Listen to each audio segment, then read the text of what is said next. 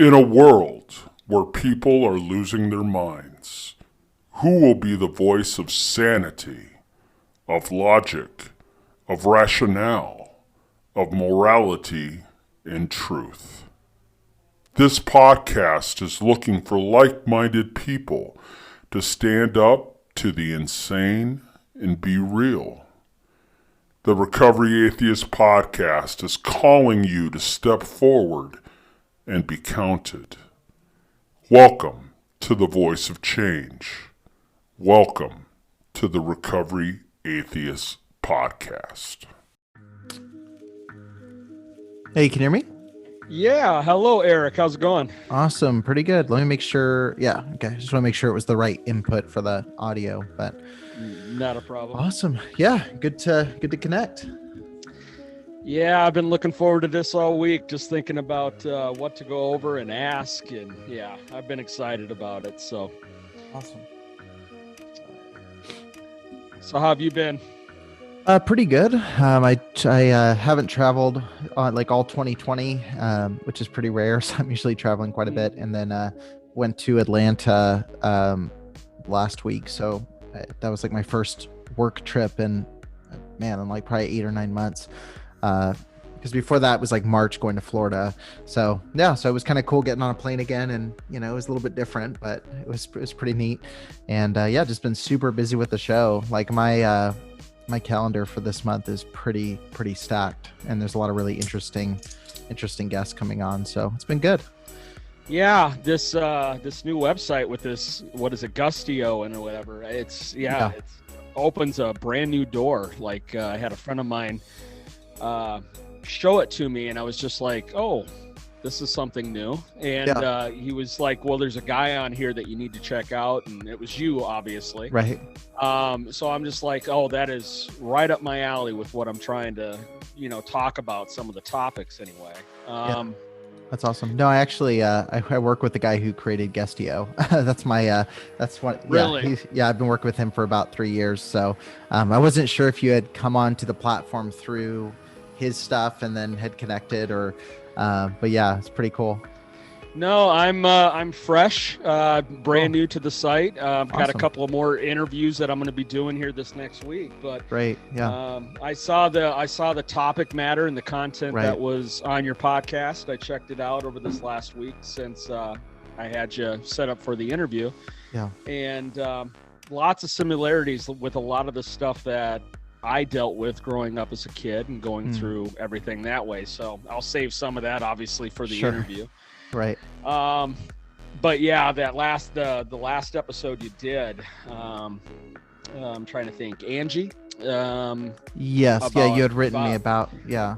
Yeah, that hit straight to home with a lot of what I had to deal with, and a lot of people that I know has had to deal with. So, especially the just blocking it out and Right. putting it off, and yeah, without a doubt. So, all right, we'll just go ahead and we'll get started with it. Here we Sure go. thing. All right. Well, hello, everybody out there in Podcast Nation. This is the Recovery Atheist coming to you from the Trey Entertainment Studios. And I am so happy that you have decided to join me in another wonderful, exciting episode. And it's really going to be exciting today because there's this new website that's out there that's called Guestio. And I just want everyone to take a look at it, check it out if you have a podcast, because at least in my world, it's bringing a very big world into a smaller world to be able to find those interviews out there that you're looking for. And I happen to come across this man on there that definitely sparked my interest. And his name is Eric. Give me the last name so I don't butcher it. Skorzinski. Skorzinski. Wonderful. He has a podcast that is called Preacher Boys that I have gotten to check out quite a bit of his episodes. And I think it's very, very important to the content and the topics that are going out there in modern day world today. So I'm going to go ahead and get into, having you discuss a little bit and give us a little introduction to Preacher Boys and what that means to you, and what is it being presented to the others that are listening to. Right. Well, to condense a I mean, 25-year story now, Mhm. with dealing with the independent Baptist movement. To condense all that, essentially, I spent the first 18 years of my life growing up in the independent fundamental Baptist movement. It's a pretty small denomination. It is a denomination. I know when the word independent makes it seem like they are totally unaffiliated, but they are certainly connected. Grew up in that world, very restrictive Christian community, no dancing, no alcohol, no movie theaters, kind of things like that. Which in hindsight, that's not that big a deal. It's annoying not going to theaters, but it's not a life-altering problem. But what I did discover pretty abruptly around 11th grade was that there was a ton of abuse within the independent Baptist movement.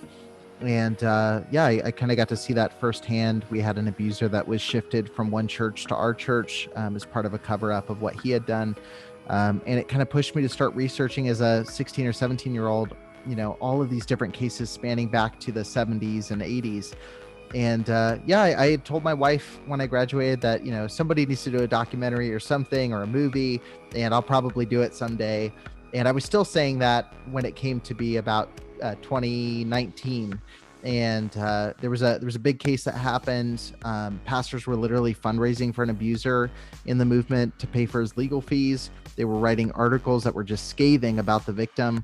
And that kind of pushed me over the edge to say, okay, I just need to come out and just do what I've been talking about. And it kind of took on the life of the podcast, really as an afterthought. But it's exploded, and it's been nonstop since I started.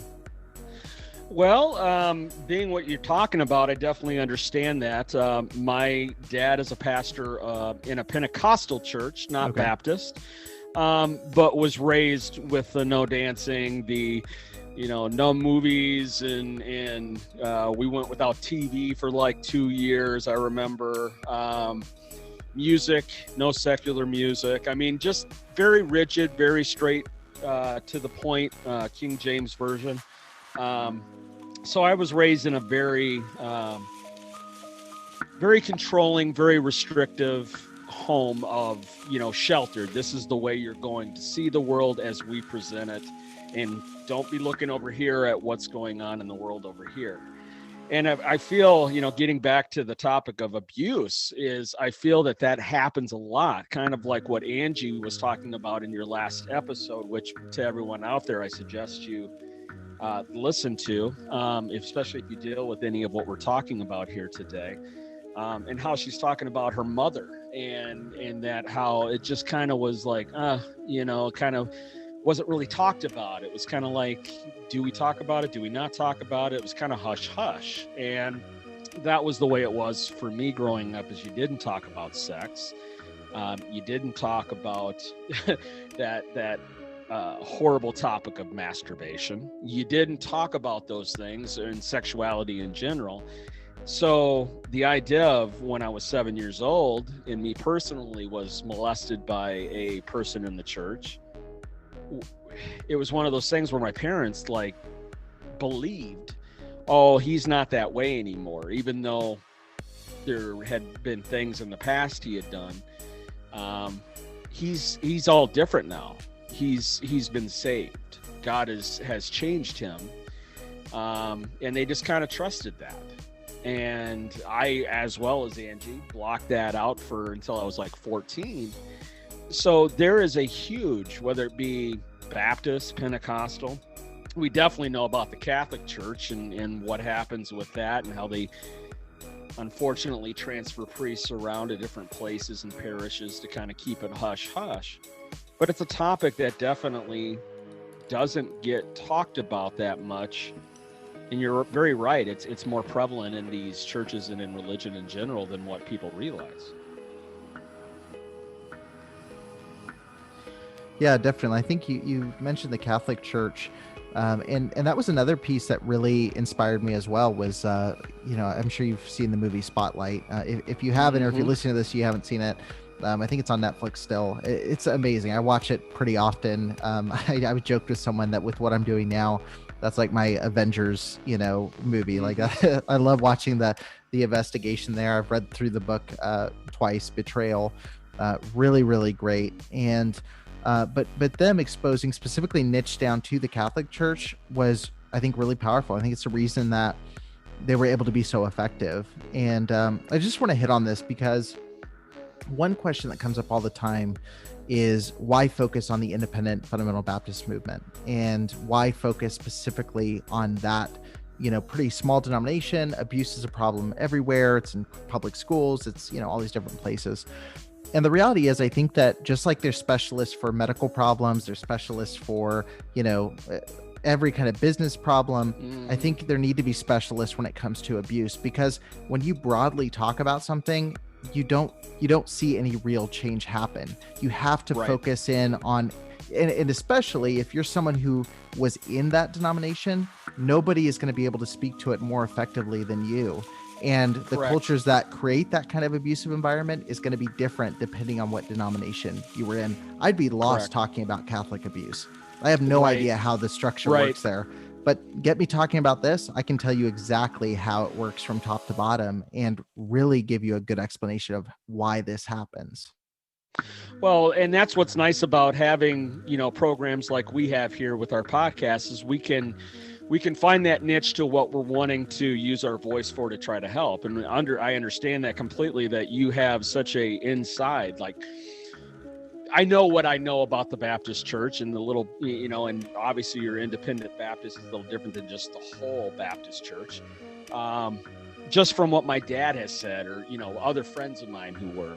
But like with me, with my podcast, being the Recovery Atheist, I fit into a niche of just, I'm in recovery from alcoholism. And when it comes to AA and NA with the higher power and the God concept, a lot of us atheists who are addicted in that situation don't really flow with the whole God thing. And a lot of them fall through the cracks that way of finding a way to recover. And so I'm like, well, this is something that is not being really discussed. This is something that I think we need at least someone to say something about it and say, no, you can be sober and, not necessarily have to have a God in place to be able to do that.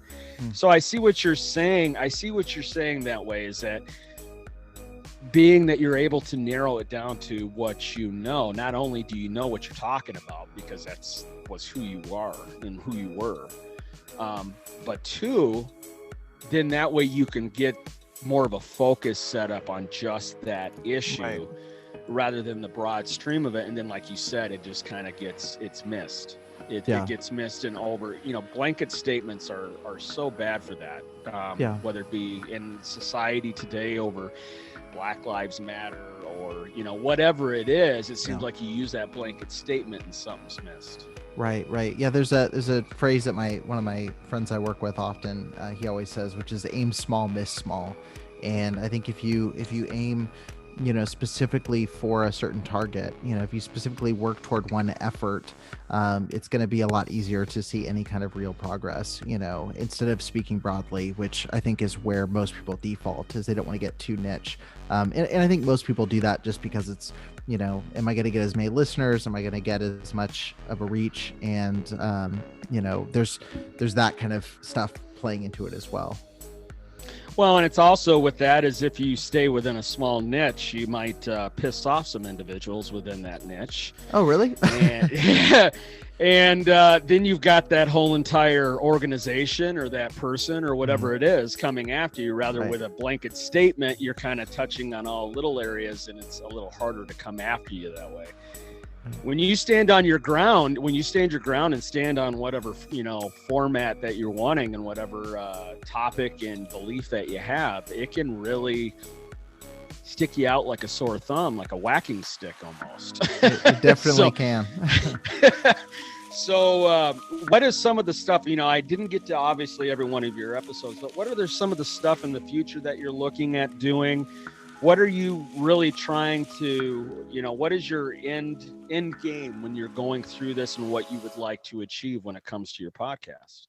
Yeah, I mean, the number one goal is going into year one. So starting January 5th of 2020. And I say this like it was such this big plan and master design. I was just getting it going.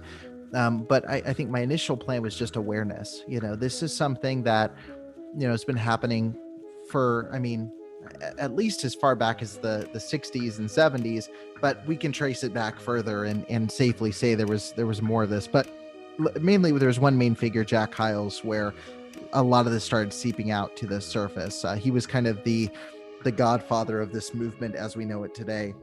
And there's a lot that needs to be exposed. So there's a lot that happened in the pre-internet age. There's a lot of stories that haven't been told. There's a lot of victims who haven't had the strength or the opportunity to come forward. And so, yeah, number one was awareness, and that's happened. I mean, there's now 115 episodes, I believe. Probably about 100 of those are actually interviews with victims. But moving into the end of last year and going into this year, it's really been a matter of wanting to equip people. And when I say equip, I mean to, bring on experts who can help survivors not just tell their story, but start, working on the process of recovery, working on the process of, addressing that trauma, learning how to identify, how to cope, how to set boundaries with family, how to set boundaries with abusive churches and ministries.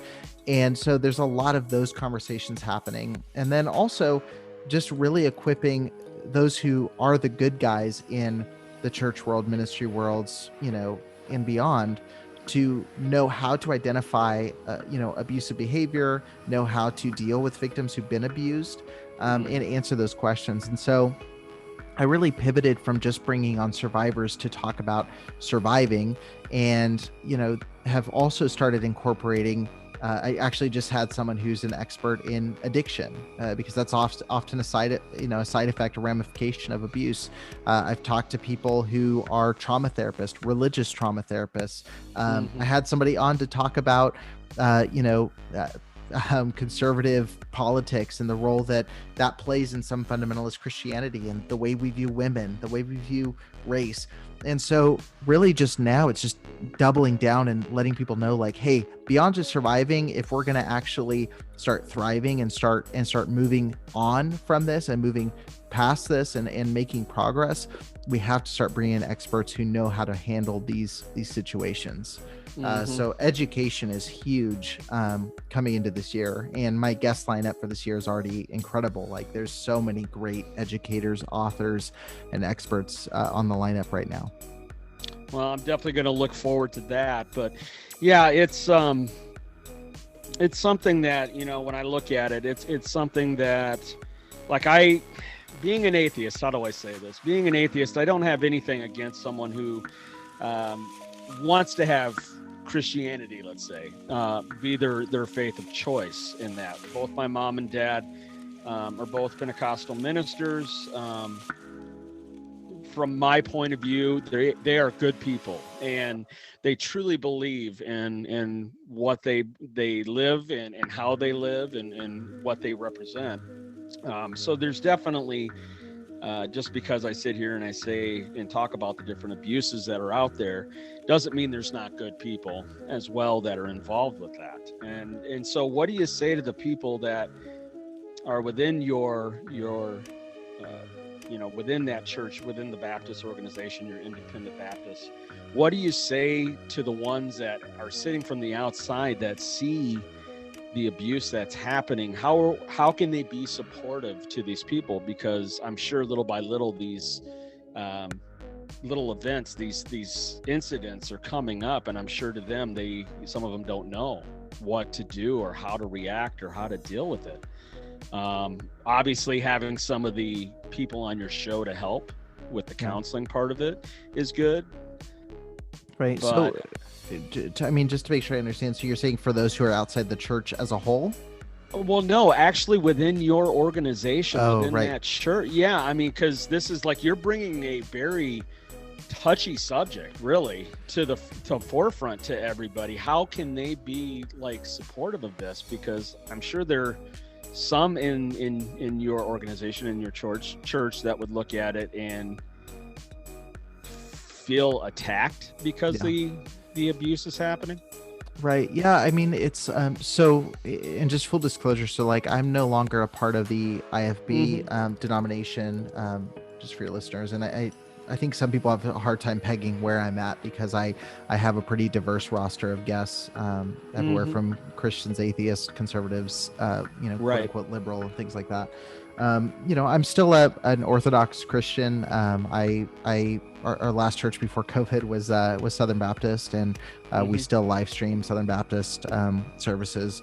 I don't know that I would identify as a Southern Baptist, but anyway, I won't go into all the little pieces of that theological puzzle. But yeah, for those who are in the movement, honestly, I think the biggest barrier is people do see it as an attack, especially because I'm not part of that denomination. At least anymore. I think it's easy to write me off as bitter or as, just an outside attack on Christianity or on the IFB. And so overcoming that hurdle has been challenging. I think this has a couple layers to it. One, I think the most important thing that I can do is just stick to like the factual accounts. I try to stick to stories that are pretty undeniable, or that there's several people who can, corroborate what's being said. Because if you start getting into, kind of the subjective issues, if you start getting into, well, I feel that this is abusive, or I feel that you doing this is allowing this to happen, those conversations can get you shut down pretty quick. I think when you can go and say, hey, there's 3 victims from this church, like this is a real legitimate problem. It's pretty hard to deny that stuff, but a lot of it's just tone, and so when someone gets really upset and reaches out, and I have IFB pastors that'll write in and say, this is disgusting what you're doing. Why are you trying to hurt the church? I get on the phone, and I'll spend an hour on the phone talking through, why I'm doing this. I have family that's in this denomination. I don't want to be doing this. I put this off for 7 years, So just trying to have that conversation, make it clear where I'm coming from. But then also too, and this is kind of the tough part of this, my goal is not to keep everyone happy that's still in that denomination. And there comes a point here. So when something happens and you don't know anything about it, you're not responsible for that. You're at that point, you're ignorant to it, and you can't be blamed for what's going on. At the point that I lay out the facts and the information, now I have a long list of facts and issues within the church, and I would say within the denomination itself. At a certain point, I'm not responsible if they want to keep sticking in it and staying affiliated with some of these places. And so for me, it's more important to deal with the survivors coming out. It's more important for me to deal with those who are trying to reform. There's some good pastors I know that are still in that movement, but are trying actively to change things. I have a lot more time for them. But for the people who know what's wrong and what's happening and see these issues, but are choosing to be silent about it, or are trying to silence people from talking about it, I'm really not worried about doing a lot of PR with them, if that makes sense. Right. Well, and yeah, I completely get you on that. I get the same thing when I'm talking about a lot of the topics that I talk about. I'll have a lot of people think that I'm purposely going out to try to do harm or try to attack people, which is that's not the reason why I started the podcast. It was mainly to, like you said, to get more people aware that there's a lot of addicts that are out there that are needing help, that aren't getting the help. The minute they walk into AA, they've got someone saying, you need God to be able to do it. And it turns them off. And the next thing you know, they're at the bar having a drink, because they can't get beyond that concept. So I see where you're going with it. It's what you're trying to do is just obviously make people aware that this stuff is happening. And then I love the part that you talked about with education. I'm a huge person with education and getting information out to the masses, to the people that need to hear it and understand what it is. The more information we have about this stuff, the more understanding that we know that this is going on, the better, like you said, we're able to figure out how to reform, how to make better choices with this, and how to possibly avoid and be able to not have this happen. So what kind of impact has it had? I mean, are these victims that you talk to, are a lot of them still involved with the Independent Baptist Church that you're talking about? Have they moved on? Is there ways that they're reconciling with this whole situation? Yeah, I mean, the impact's been huge. And I say that, it's hard to say that without being like, oh, I built a pretty cool show. But I mean, it really has, it's grown way beyond what I expected. I remember telling my wife when I started, I said, hopefully by the end of the year, I'll have about, I told her hopefully by the end of the year, I'll have enough contacts to do interviews so I could do a little documentary. And so I said, hopefully I'll have like maybe, 3 or 4 people I could talk to that would just give really good stories, and I already knew a couple, but I wanted to get like some really good stories that were really connected to some of the bigger parts of the organization. So the day that I announced that I was going to do a documentary, my inbox exploded. And so I had, I probably get, on a slow week, I probably get about 20 emails, from people that are reaching out. And that keeps tripling and doubling and, quadrupling and, growing and growing and growing. And, the impact's been huge. There's been several victims who have shared their story for the first time, some after decades, which is very common with abuse, that people don't share for 20, 30 years because you repress for so long. And so the number one piece of impact is just people are telling their stories who have never told their stories. And I mean, there's people who I've known that there was an abuser and nobody knew who the victim was. And they've reached out and said, I was the victim. Like, I'm the person that people know something happened, but they had no idea who it was. Like, that's me. And I'm ready to share my story after 30 years or 40 years of this stuff. So that's huge. People feeling equipped to tell their stories, hundreds of people sharing. But even beyond that, the impact has been huge in the sense of, for the tip of the iceberg, which is the actual show, the episodes that make it to air, I've been able to set people up with, lawyers. I've been able to connect people with trauma therapists. I've been able just to talk offline with people. And there's people who've been getting into therapy for the first time. There's people who've gone and connected with lawyers and are now in, suits against churches that harm them. Now, there's a lot of good progress happening there. And I'll say, the last thing that's been really cool to me in the last few months is some pastors who were very wary of what I was doing. They're saying, you're doing a show about church abuse. Are you just an angry, bitter person? And right. Granted, those people exist. There's people who create shows just to throw rocks at anything that moves. Definitely. And, but some of those pastors have reached out to me in the last few months and said, I didn't know what to think when you started. I wasn't sure what you were doing. I thought you were just bitter. I've been listening to your show since, pretty much day one. And it's clear that this is a problem. And there's people who are literally asking, like, what resources can you send me to start reforming our child protection policies, to establish security at our church, to equip victims? And there's been pastors that have written me that have totally shocked me because I know their ministry and I'm knowing how extremely conservative they are. And so for them to be willing to dialogue, even privately, like, that's fine with me, but to get resources to create child protection policies, to add extra doors on their nursery, to, actually acknowledge it's a problem. One couple even reached out and left one of their ministry positions after listening to the show because of some of the problems they identified. And so, the impact's been huge and totally unexpected. I expected to maybe have 1,000 listeners by the end of the first year, and I'm pretty close to like 300,000 downloads since I started, and I've been blown away by it. Yeah, you're definitely doing much better than I am. Of course, I've only been doing it for about 6 months now, so I've got a ways to build. And with my niche of being an atheist and stuff, it's kind of one of those building things. But right.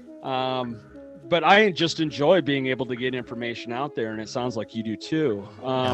Talk to me a little bit more about this documentary. What direction are you trying to go with that? And when are you looking at trying to, because my biggest thing is recovery cults. And there's a few that has come down through the line, and I've got a friend of mine down in Minneapolis that, I'm trying to work with, to collaborate with, and a director in St. Louis who already has a documentary out about a group on YouTube called The Group.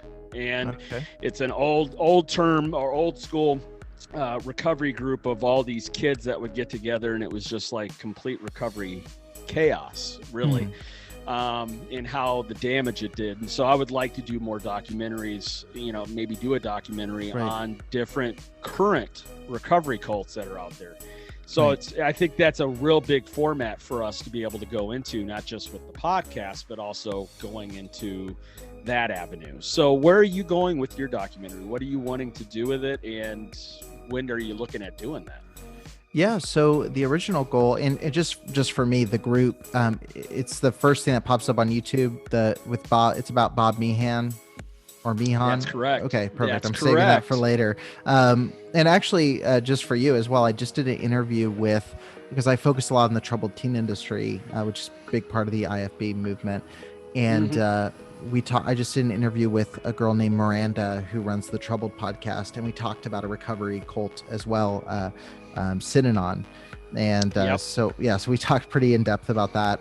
I have an episode on that too. So so it's really, really interesting.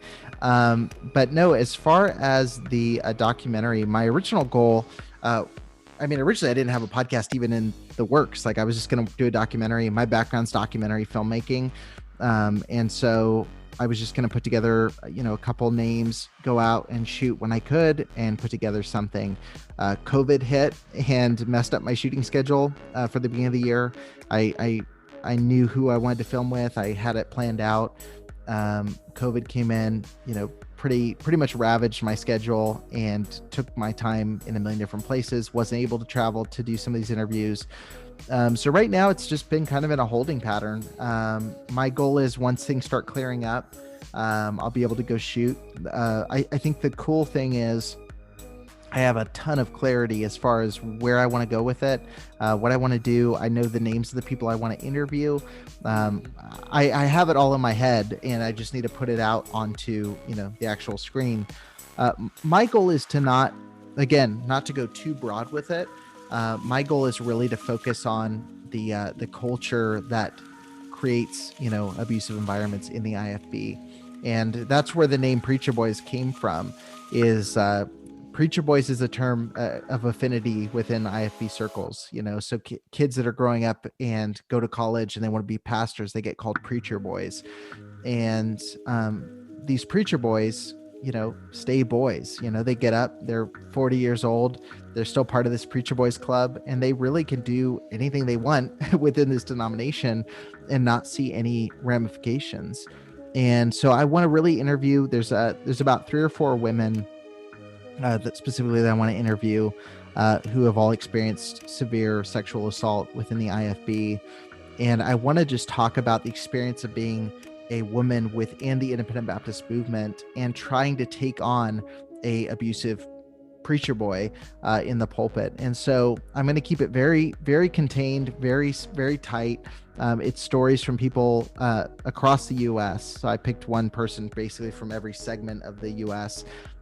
In a pretty broad stroke, and want to just sit down, talk about their experience, the culture that allowed this to happen, the culture that, kind of allowed a guy to think you could get away with this, what did allow them to get away with it, and what brought them to the point where they felt comfortable kind of turning around and taking them on head on. And so it's going to be more of the emotional side. I didn't want to go the route of, dropping in, hey, in 1964 this happened, and then I want to keep it very much on the emotions, like very much on, heartfelt, why does this happen, more heartfelt from the heart, right. So because that's what's important, what's the mentality behind this, what's the thought process that allows this to happen.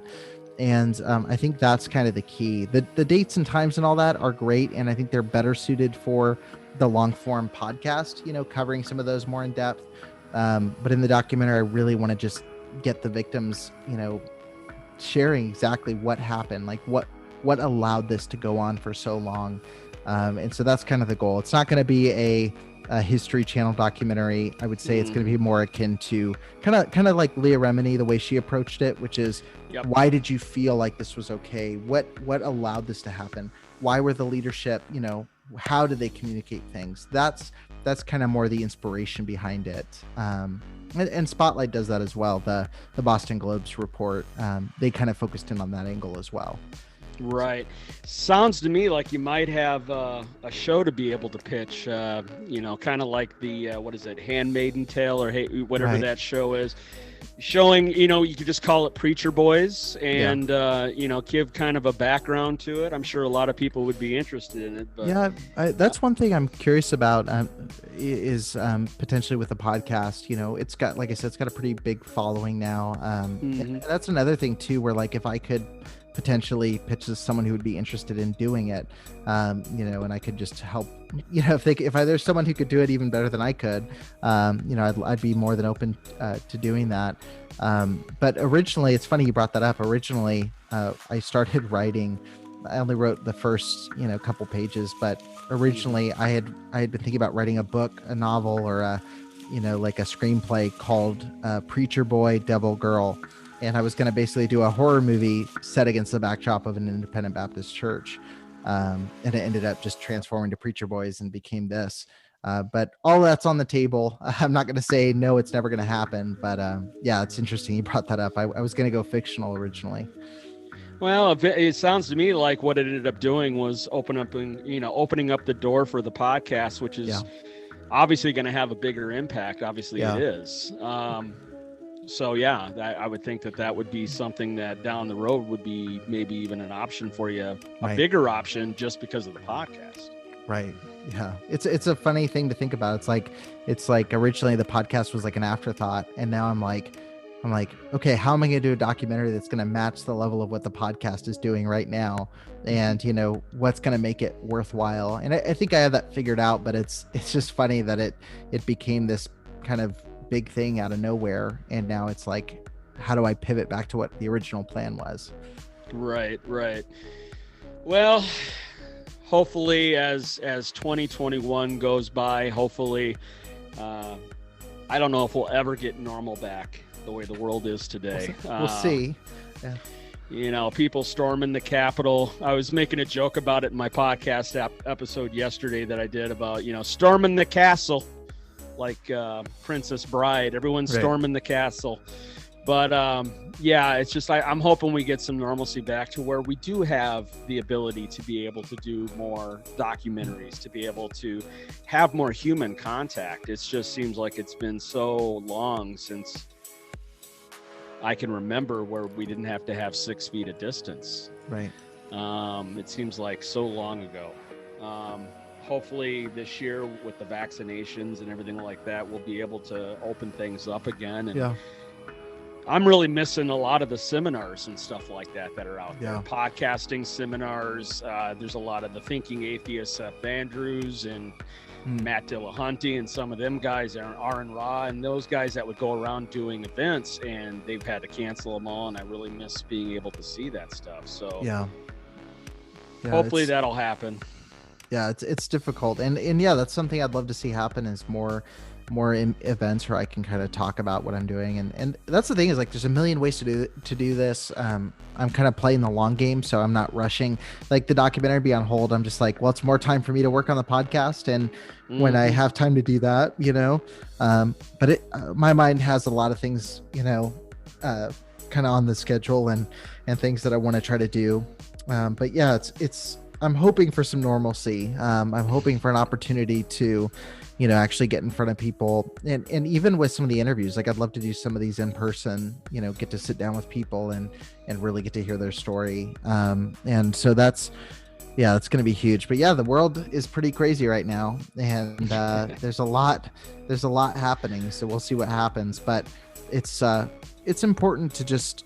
I think a lot of people get discouraged by that. I think for me, it's just been a year of pivoting, like how do you switch to something else? How do you find a different thing to work on, to grow?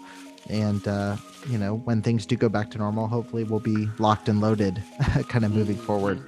But yeah, definitely. That's what I look at it as, is it's been a chance for me to do research, to develop what I'm doing with the podcast, and have some time to be able to do that and not be so busy with the world out there that you could be preoccupied with, I guess. And so it's given me a chance to focus more. And like you said, it's definitely a marathon. It's not a sprint. This is not something that within a year, all of a sudden you're Joe Rogan. You know, Right. I mean, it takes time to develop. It'll take like a year and a half, you know. Yeah, only a year and a few days. Yeah, I'm off by a few days. No, I'm so glad you said that. Like that's one of the things. So I mentioned you beforehand. Like I work with a guy named Travis Chappell. He created Guestio, which is how we ended up getting connected. And we talk about that all the time with clients. And, you know, you're not going to be Joe Rogan. You know, Joe Rogan started his show back in, I want to say 2011. You know, it's been a about while. 10 years. And Joe Rogan became a household name about 3 years ago for, you know, where it was like the show was really just exploding. And so, yeah, just putting in that long effort. And I think if you have a story that you're passionate about, I think you're going to find your audience. And there's tons of people. Like I have people who are Mormon and Catholic who are like, oh, I still relate. It's not my denomination, but you know, I relate to the stuff that's happened. And, you know, that's kind of a imposter syndrome thing you have to get over pretty quick when you're podcasting is, you know, oh, I'm not like them. I'm not like this.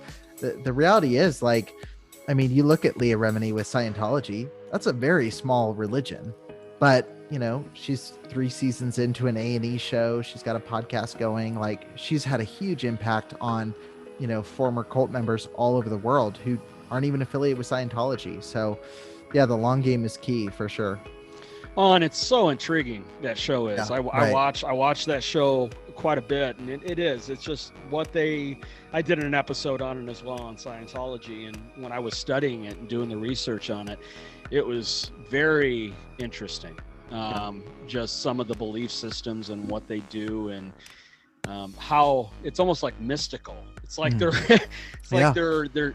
this mysterious, almost Illuminati type group, and it's just unreal how they've got the fingers into the celebrity, you know, part of it, and you know, the Tom Cruises and the people like that, and how it's such a hush hush.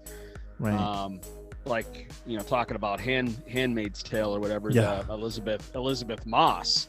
I love her to death off Mad Men and everything like that. And then I find out she's a Scientologist herself, a very high order practicing one. I didn't know that. And it was, and I'm just like, holy cow, you know, this is bigger than what I realized. That's fascinating that she would be on a show like Handmaid's Tale, but be part of an organization. That's super interesting.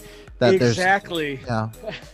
Yeah, I felt the same way. I'm like, oh my, you know, how is she able to do that show and then be?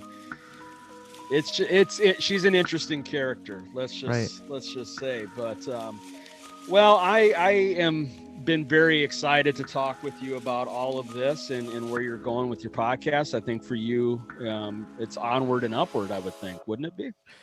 Yeah, I think so. I think there's nowhere to go but up from here. And like I said, I've got an amazing lineup of guests. I've got a couple that are just experts. I've got a couple people who are, you know, part of other religious denominations that are, you know, can relate. I've got someone from Westboro Baptist Church coming on in about 2 days that left from there. Wow. Yeah. So wow. Yeah. So a lot of interesting conversations there, working on a lot of really big authors, and I'm excited. I think it's going to be, 2020 and kind of just learning through developing the show. 2021, I actually feel like I'm going in with a game plan, like January and February are kind of mapped out, and there's a lot of really cool stuff on the horizon. So hopefully things continue to go well. And you know, if anybody's listening who works for A&E or TLC, just give me a call. And if you want to take this documentary off my hands, that would be great. So that's excellent. Well, I want to thank you for coming on, Eric, and talking with me a little bit about your podcast. I'm going to look forward to the episodes that are obviously coming up, especially that Westboro one. I talk about an interesting group of people. Right. So yeah, that'll be definitely interesting to hear. Just want to say to everyone, definitely check out the Preacher Boys podcast and Eric's show that he has. It's amazing. A lot of good information. I want to thank everyone for listening to my show. And remember that you can find me on Facebook under Del Bacon. I have the Recovery Atheist group through that. You can find me at or email me at therecoryoryatheist@gmail.com. my YouTube channel, The Recovery Atheist. And also, if you're on the go, you can find me on Spotify, iHeartRadio, Pandora. I'm all over the place. That way, take me on the go when you're on the go. Be safe out there, everybody. Awesome. All right. That was awesome. Sweet. Yeah, no. What's your, are you on Twitter or no? Yes, I do have Twitter. I don't use it as much as I really want to. I've been trying to develop the podcast and my YouTube channel a little bit, and I haven't really hit Twitter as hard as I would like to, but that is something in the next month, now that I'm in the new year, that I'm going to start hitting hard and start tweeting more. Sweet. To get that out there, because I'm starting to realize you can get a lot more people through that than just trying to go through a Facebook page or stuff like that. So going the group route's been huge. Like having a Facebook group is awesome. Because originally I just had the page, and the reach in the group is so much better, and you get some people who are just like really involved. So yeah, I'm just trying to connect with you here. But yeah, no, and your show is actually really fascinating. The premise of atheists going through recovery programs is absolutely fascinating, and I had a lot of thoughts on it, but I didn't want to derail the conversation too much. But yeah, it kind of speaks. And I'm sure you've thought through this, but it kind of speaks to the way we view, like the way fundamentalist Christians view mental illness and actual like medical problems a lot of times, where they treat it as a sin issue.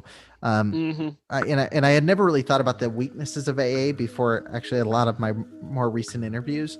But when you treat addiction as something that's solved by there being a higher power and having some kind of faith experience, as opposed to being a disease like we know it is a disease, you're really not, you're treating the problem with a different solution. It doesn't really make any sense to use the higher power as part of that recovery. And I said, as a Christian, that doesn't make any sense. If it's a mental health problem, essentially you look at it. I mean, this is a book that was written in 1936, and a lot with Bill W. and Bob, that it was written along the Christian context, because that's what all through the book it has a lot of Christian undertones all through it.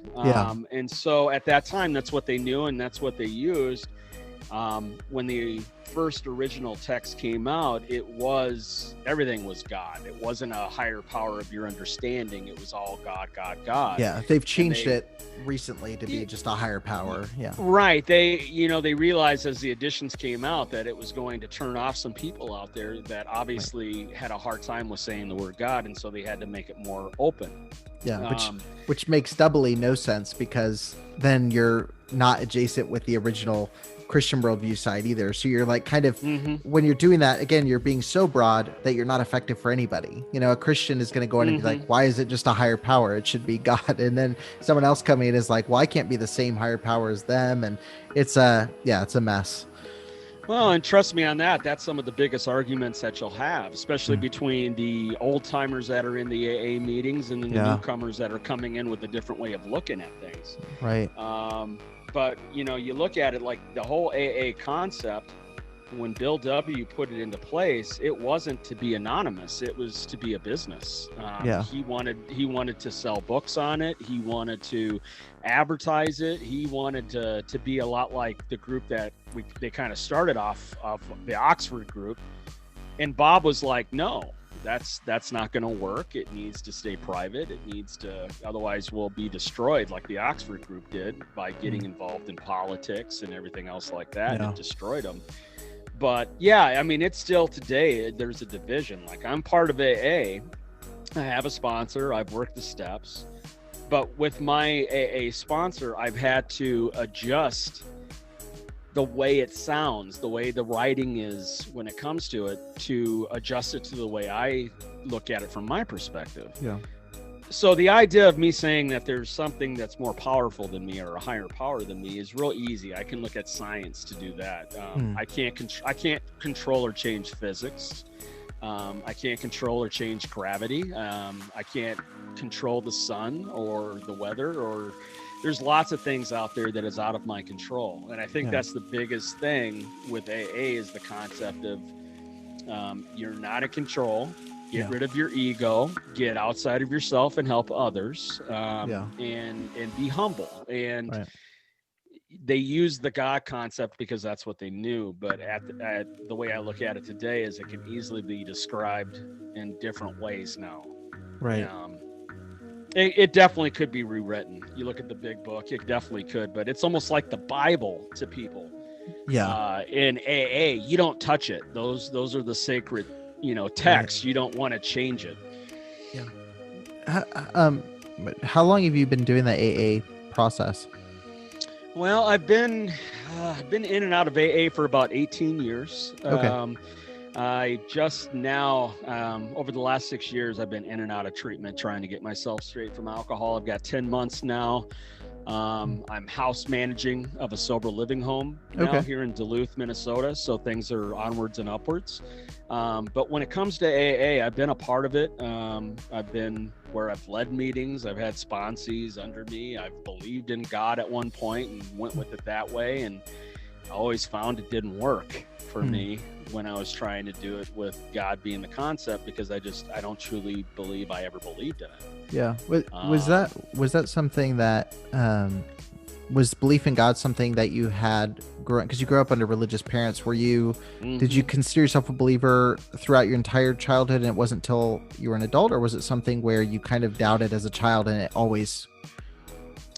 was always somewhat of a doubt as a child. I was put through the context of, this is what you're going to believe. This is, listen to your parents. We're authority figures, and what we tell you is the truth. And I was held to a standard of almost being like an adult in the church, even though I was a child. Yeah. I can relate to that.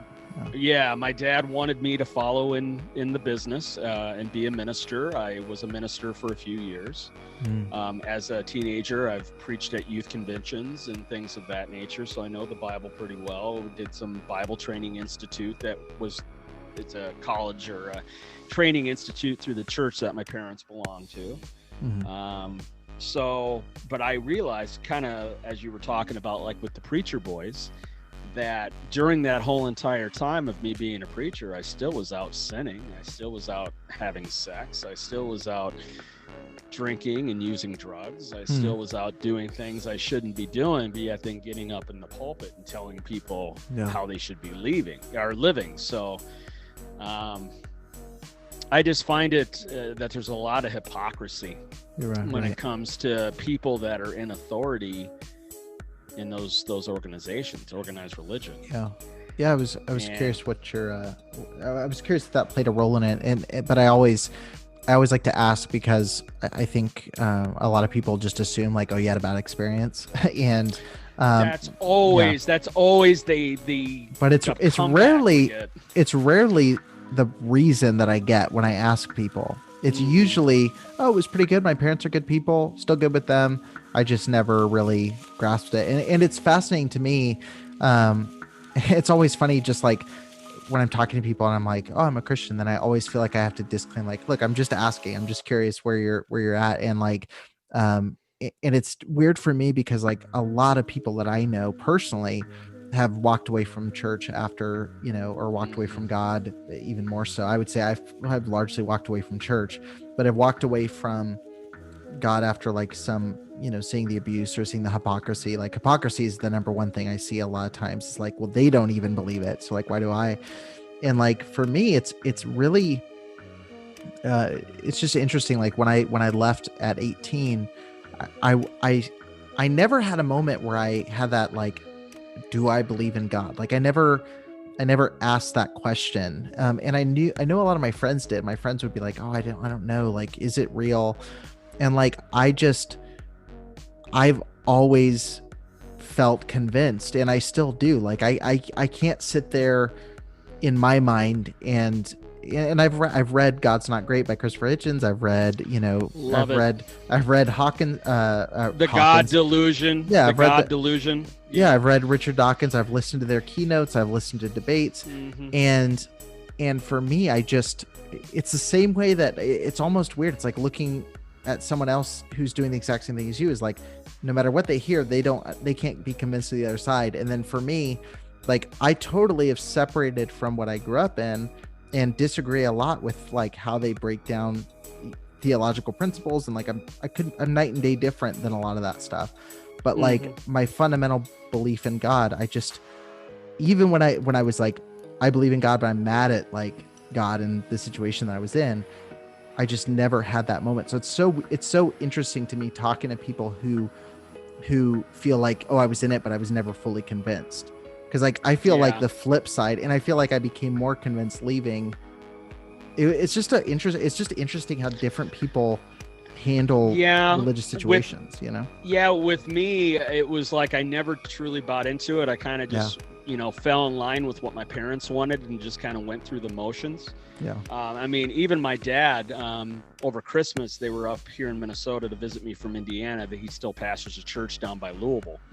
And and so they were up here, and I made my 9-step amends to my parents through AA. So I wanted to say sorry for, obviously manipulating them and using them like I did through my alcoholism, part of the steps. And my dad made amends back to me about how he put too much pressure on me to growing up as a kid to live a standard of this great godly man as a kid when he couldn't even do it himself. And would get up there and was a hypocrite himself at those times, and yet expected me to be this perfect person, which was very groundbreaking in my relationship with my dad, because it's always been the number one fighting situation we have is about that, and about me growing up and dealing with that. I can't say that I'm mad at God, because if I was mad at God, then I would believe in a God, correct? You're right. Yeah, no, exactly. So I'm not mad at a God. I guess I look at it like if someone, okay, I'll just say this. If you are a Christian and you say that you can prove there is a God, you can't. If there's an atheist that says they can prove there is no God, you can't. It's again, it comes down to the perspective of the person and the faith, the belief that they have. So for me, if someone asks me as an atheist, do you believe in God? I say, I don't know. I don't know. From my experiences though in my life, I would say there isn't. But again, it's one of those things that even Richard Dawkins has said it, that I am open to you, and Matt Dillahunty has said it, where he has said, hey, if you can show me evidence of this and prove it to me that this is what it is and that there is a God and everything, that I will be open to your side of it.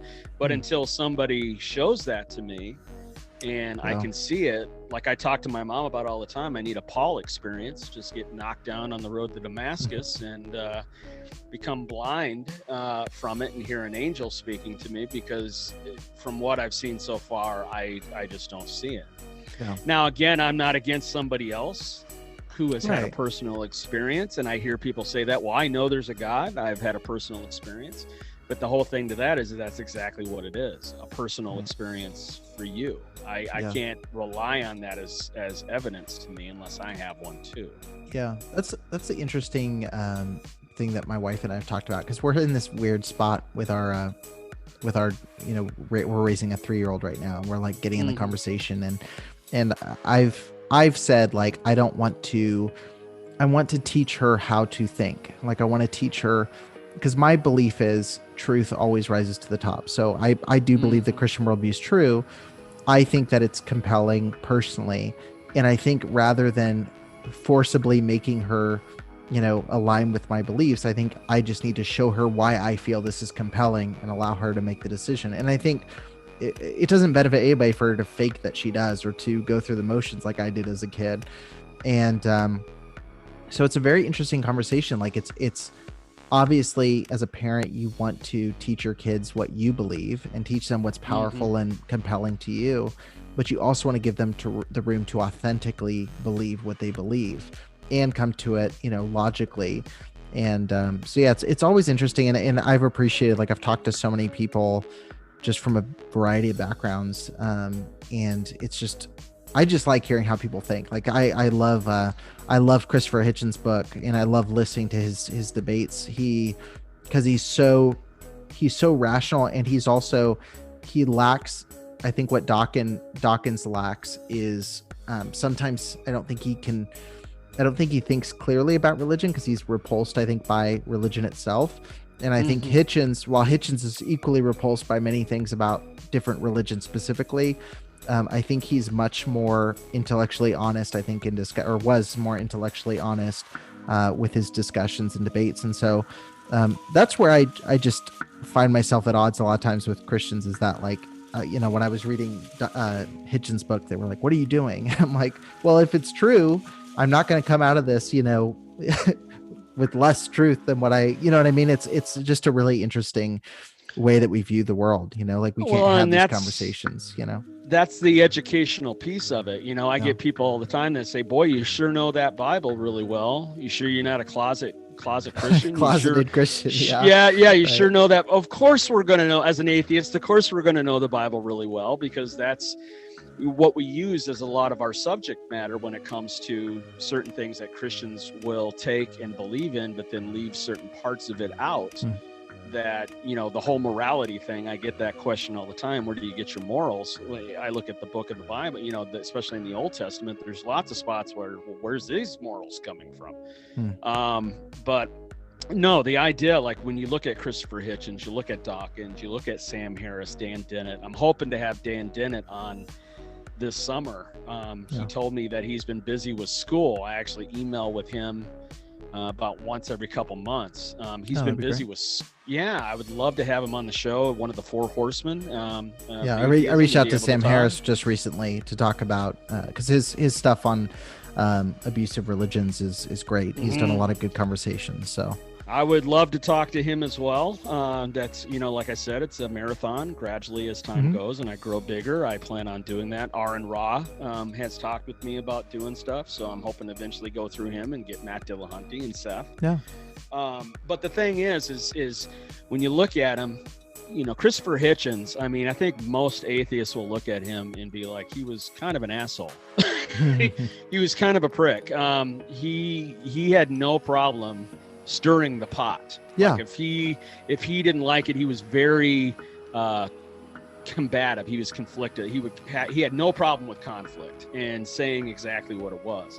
Then you got Richard Dawkins, who's a little bit less than that, like you said, and is more philosophical with a lot of the stuff he does, and can be a little bit more friendly within his debates. And then you got Sam Harris, who some atheists don't really like him that much because he's more spiritual than some of the other atheists. So he can look at a sunset or whatever and think that's spirituality. To me, it's like, yeah, that's pretty. I mean, I don't look at it from a spirituality point of view. It's just, that sunset's really nice. That's pretty. I don't necessarily believe it's some spiritual meaning to it, but there's lots of stuff that Sam Harris talks about when it comes to, let's stop just getting on the Christians. Let's look at religion on the whole, whether it be Muslims, whether it be like that whole interview that Sam Harris did with Ben Affleck and Bill Maher. Yeah. I mean, it's like, come on, Ben.